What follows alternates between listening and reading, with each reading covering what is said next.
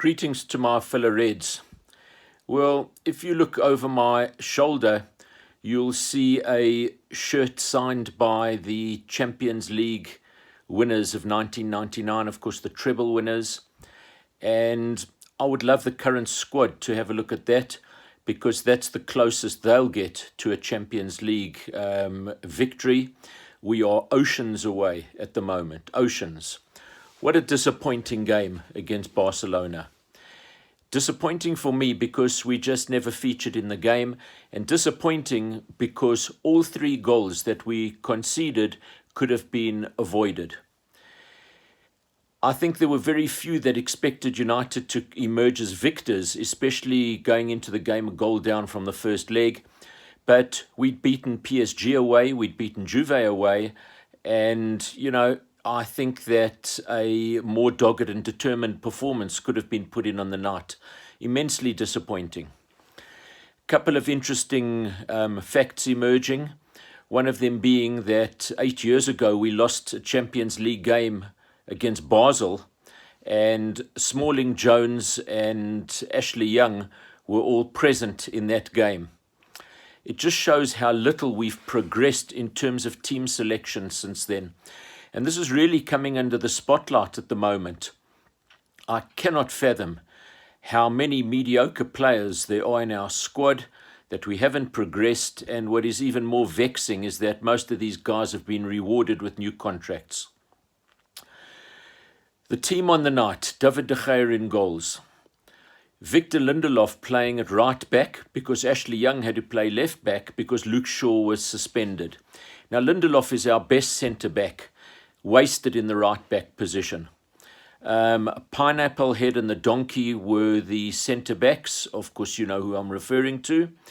The midfield three: Pogba, Fred and McTominay. And the front three: my favourite son Jesse, Marcus Rashford and Anthony Martial. Well, if you rewind to the Champions League final of 2009, which of course Barca won at our expense, you may remember that we started that game with a fantastic first 10 minutes in which we had a couple of chances and then never really featured again during the game. Well, this was kind of Groundhog Day for that. In the first minute, Marcus Rashford rattled the crossbar. You might say he did well to do that, but I say that he should have scored. And I know he's a young guy, but he's got more than 150 games under his belt. And if there is a criticism I have of him, it's his finishing when one-on-one with the goalkeeper. In addition to that, Scott McTominay was set free in the box. His first touch deserted him.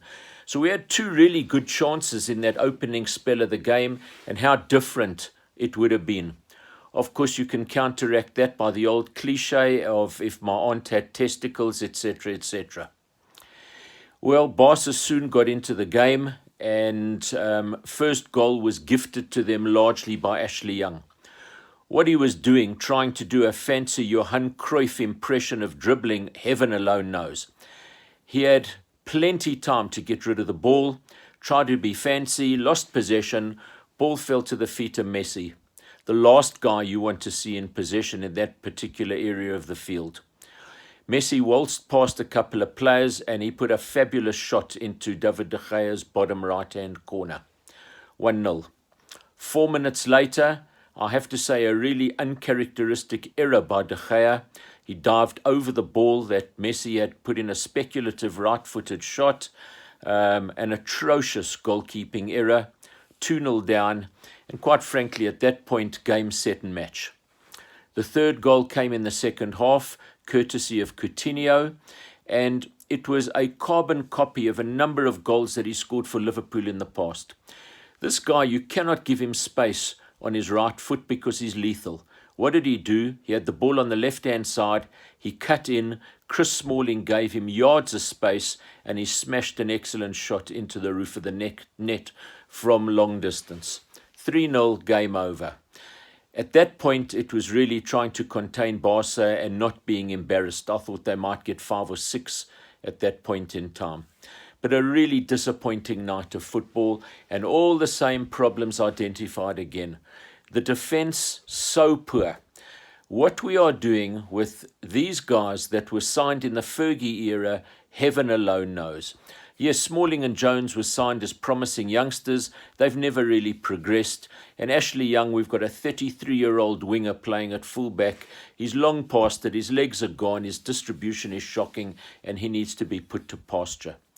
The midfield was ineffectual, and I actually thought that on the night, Solskjaer got the formation wrong. Surely he should have played 3 at the back and 5 in midfield, because that's where Barca run the game. They are so crisp in their passing, so many passes back and forth to their midfielders, and then lo and behold, they carve you open. So I thought he got it wrong, but what the heck do I know? Again, a massive disconnect between the midfield and the front runners. Very few chances created. Our fullbacks didn't get upfield once during the entire game. There was hardly a cross put into the box, whereas the Barca fullbacks ran our defence ragged. What about individual performances? David De Gea, well, he made that appalling error.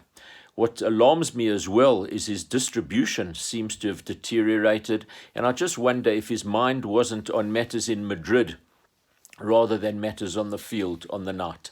He pulled off 1 or 2 decent saves, but for him, a poor run of form at the moment. Lindelof at right back, we didn't see much of him, and as I mentioned earlier, I think he's wasted in that position. Smalling and Jones, utterly atrocious. They don't get tight on their men. They give them so much space. There's always an error in the pair of them. They were made to look like absolute idiots by Messi and company on several occasions.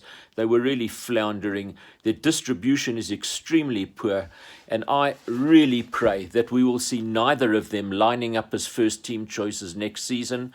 My fervent prayer would be that both of them be shipped out, together with Ashley Young, who was absolutely abominable on the night.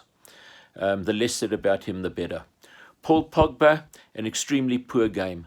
Didn't stamp his authority on the game. Of course, there's a lot of criticism leveled at him, but heck, he's playing with tremendous amount of mediocrity around him. And he looked to be wanting to get booked or sent off. He was fouling quite a lot. He did put Rashford through for that initial attempt at goal in the first minute, but otherwise contributed very little.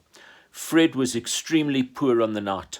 If you go back and analyse the first 2 Barca goals, he was partly at fault for both of them. He was at sea, didn't get tight on the man that he was marking, and 52 million for this guy, well, he doesn't cut it for me.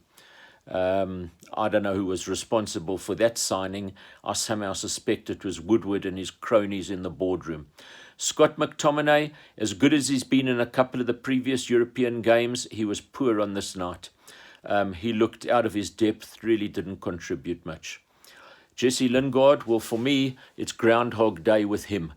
His usual headless chicken performance contributed absolutely nothing. I say it again, I cannot understand how this guy commands a first-team spot. Marcus Rashford, wasteful in front of goal, and Anthony Martial, totally anonymous, but totally anonymous during the game.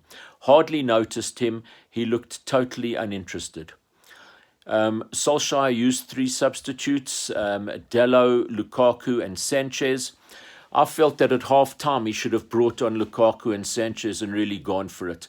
He made late substitutions. Sanchez had a decent goal attempt, a good header saved, but there was little else from any of those guys.